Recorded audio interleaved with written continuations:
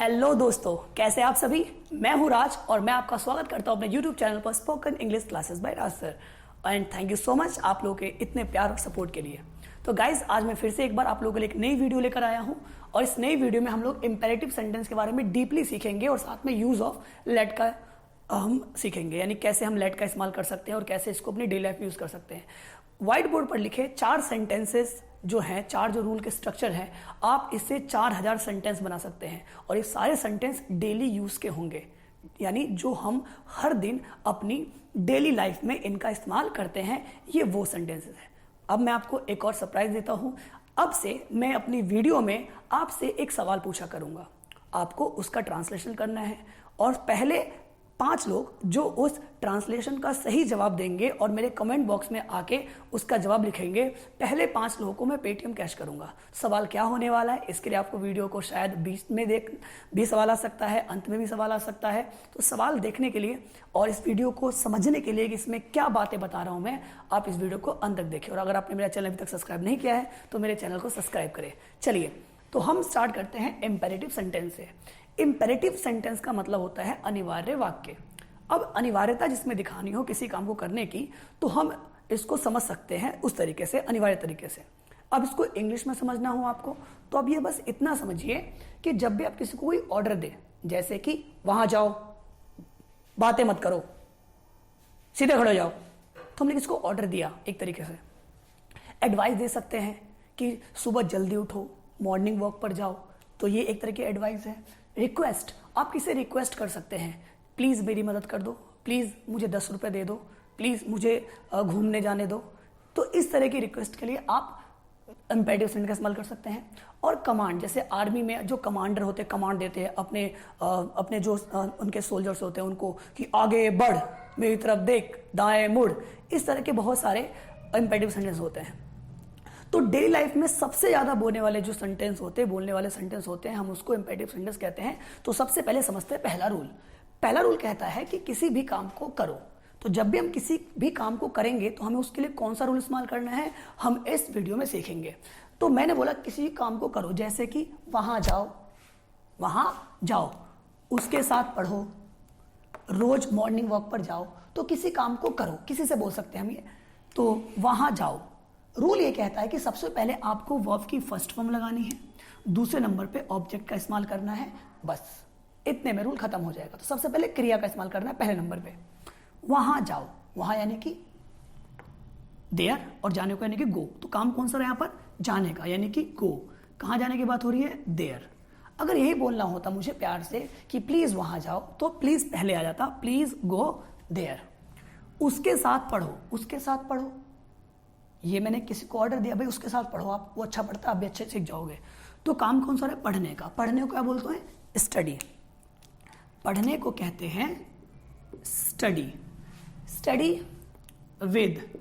अब उसके साथ के लिए विद आ गया। अब उसके के लिए क्या आएगा, वैसे तो उसके लिए ही और शी का इस्तेमाल होता है, लेकिन यहां पर ही और शी का इस्तेमाल नहीं होगा, यहां पर सब्जेक्टिव केस का इस्तेमाल नहीं होगा, बल्कि ऑब्जेक्टिव केस का होगा। तो ये होते क्या समझते हैं। आई का ऑब्जेक्टिव केस होता है मी, वी का होता है अस, यू का होता है यू ही, दे का होता है देयर, ही का होता है दे का होता है, ठीक है, देम होता है, ही का होता है हिम, शी का होता है हर, और नाम जो होता है वो नाम में ही रह जाता है। तो समझ में आया। आई का ऑब्जेक्टिव केस मी, वी का अस, यू का यू, दे का देम, ही का हिम, शी का हर, और नेम का नेम वैसे रह जाता है। तो अब यहां पर उसके के लिए ही लगाते हैं, लेकिन यहां पे हिम का इस्तेमाल नहीं होगा, अब हमें इस्तेमाल करना होगा हिम का, स्टडी विद हिम। तो याद रखिएगा, जितने भी यहां पर इंपेरेटिव सेंटेंसेस है, चाहे वो लेट का इस्तेमाल हो, ये वाला हो, सब में हमें ऑब्जेक्टिव केस का इस्तेमाल ही करना है, सब्जेक्टिव केस का इस्तेमाल नहीं करना है। अगला, रोज मॉर्निंग वॉक पर जाओ। हमने किसको एडवाइस दिया, रोज मॉर्निंग वॉक पर जाओ, तो हम इसको बोल सकते हैं go for a morning walk daily. ठीक है। किसी काम को मत करो, मुझे बोलना है किसी काम मत करो, भाई उसे गाली मत दो, उसे मारो मत, तो किसी काम को मत करो, जैसे उसे गाली मत दो, किसे, उसे। तो सबसे पहले इस रूल में क्या करना है, सबसे पहले हमें डोंट का इस्तेमाल करना है पहले नंबर पे, दूसरे पे वर्ब की फर्स्ट फॉर्म का इस्तेमाल करना है, तीसरे पे ऑब्जेक्ट या ऑब्जेक्टिव केस का इस्तेमाल करना है। यानी इस रूल में सिर्फ डोंट पहले जुड़ जाएगा और ये रूल बन जाएगा। तो उसे गाली मत दो, यानी कि सबसे पहले आ गया डोंट, फिर वर्ब की फर्स्ट फॉर्म अब्यूज और उसके बाद हिम। क्रिकेट मत खेलो, तो अब मैं इसको दोबारा से बनाता हूं आपके लिए।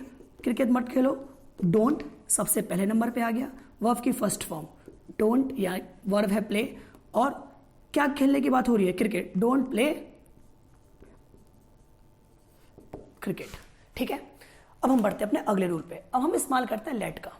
आपने बहुत बार सुना होगा लोगों को बोलते हुए let me study, let him go, let him go, let's play. तो इस तरह के सेंटेंसों के लिए जो लेट के साथ बनाए जाते हैं उसको सीखते कैसे हैं। तो इसकी पहला जो स्ट्रक्चर है, जो तीसरा स्ट्रक्चर हमारे इंपेरेटिव का और लेट का पहला, वो ये कहता है कि किसी भी व्यक्ति को कोई काम करने दो। जैसे मुझे पढ़ाने दो, उसे जाने दो, उसे खेलने दो। मान लो कोई बहुत खेल कूद में लगा रहता है और आपने उसको बहुत बार समझा लिया लेकिन वो तब भी नहीं मान रहा, तो मैंने पता उसे क्या बोला, मरने दो। यानी वो जो कर रहा है उसे करने दो, किसी भी काम को करने दो, उसे जान दो, मुझे हंसने दो, उसे पढ़ाने दो। तो सबसे पहले हम लगाते हैं इसमें लेट का इस्तेमाल। फिर वही ऑब्जेक्टिव केस, कौन सा वाला, आई की जगह मी, वी की जगह अस, यू की जगह यू। ये ऑब्जेक्टिव केस का इस्तेमाल यहाँ पे दूसरे नंबर पे होगा, और तीसरे पे वर्ब का इस्तेमाल होगा, और चौथे पे ऑब्जेक्ट का इस्तेमाल। देखते हैं कैसे। सबसे पहले उसे किताब पढ़ने दो, कोई भी काम किसी को करने दो, किताब किसे पढ़ने दो, उसे। तो किसी को काम हम करने दे रहे हैं, सबसे इस्तेमाल करेंगे हम लेट का। तो हमने इस्तेमाल किया लेट, लेट आ गया पहले नंबर पे। उसके बाद है ऑब्जेक्टिव केस, किसे पढ़ने दो, उसे, उसे क्या बोलते हैं, ही, और ही का ऑब्जेक्टिव केस क्या होता है, हिम। लेट हिम, उसे किताब पढ़ने दो, लेट हिम रीड बुक। तो लेट पहले नंबर पे, दूसरे पे ऑब्जेक्टिव केस, तीसरे पे वर्ब की फर्स्ट फॉर्म, और चौथे पे ऑब्जेक्ट का इस्तेमाल किया गया है। तो बुक ऑब्जेक्ट हो गया, रीड हो गया वर्ब की फर्स्ट फॉर्म, ये ऑब्जेक्टिव केस और लेट का इस्तेमाल। आगे है मुझे जाने दो। हम लोग कहते हैं ना मुझे जाने दो यार प्लीज, मम्मी बहुत मारेगी नहीं तो पार्टी करते कई बार लेट हो जाती है, तो मुझे जाने दो। सबसे पहले हम लगाएंगे लेट, मुझे के लिए आई, लेकिन आई का इस्तेमाल तो होगा नहीं, यहां पे किसका इस्तेमाल होगा, ऑब्जेक्टिव केस का। तो लेट मी, लेट मी, और जाने को क्या बोलते हैं, गो, लेट मी गो। अगला रूल, चौथा रूल, किसी को कोई काम मत करने दो, किसी को कोई काम मत करने दो। तो उसे खेलने मत दो, उसे जाने मत दो। मान लो कोई पैसे लेके आपका भाग रहा है, तो उसे क्या बोलेंगे हम, उसे जाने मत दो, पकड़ो उसे जाने मत दो। तो किसी भी काम को कोई काम मत करने दो, हम उसके इस्तेमाल करते हैं डोंट का। तो हमने बोला उसे खेलने मत दो, तो हमने सबसे पहले लगाया डोंट, डोंट आ गया सबसे पहले नंबर पे। डोंट के बाद आता है लेट, डोंट लेट वर्ब की first form, don't let verb की फर्स्ट फॉर्म, और उससे पहले ऑब्जेक्टिव केस, किसे खेलने मत दो, उसे, उसे क्या बोलते हैं, ही, और ही का ऑब्जेक्टिव क्या होता है, हिम। डोंट लेट हिम, खेलने क्या बोलते हैं, play. Don't let him play, उसे जाने मत दो, डोंट लेट हर गो। तो इस तरीके से हम इसका इस्तेमाल कर सकते हैं। आपने एक और रूल भी सीखा होगा लेट का, जिसमें कहते हैं let's play, let's go home. तो इसका हम इस्तेमाल कैसे करेंगे और हमें कब पता लगेगा कि हमें लेट अस नहीं बल्कि हमें लेट्स का इस्तेमाल करना है। तो लेट्स का इस्तेमाल करने के लिए आपको एक बात समझनी पड़ेगी, जब भी हिंदी में कुछ इस प्रकार का सेंस आए, आओ चले, चलो चले, तो इस तरीके से हम इस्तेमाल करेंगे लेट्स का। देखते कैसे, चलो गाना गाए, चलो अंग्रेजी सीखे, चलो राज सर का चैनल सब्सक्राइब करें। तो इस तरीके से कोई भी काम करे तो सबसे पहले आएगा लेट्स। तो चलो गाना गाए, चलो अंतराक्षी खेले घर में, तो चलो गाना गाए। तो सबसे पहले आएगा यहां पर लेट्स, लेट्स आ गया पहले नंबर पे।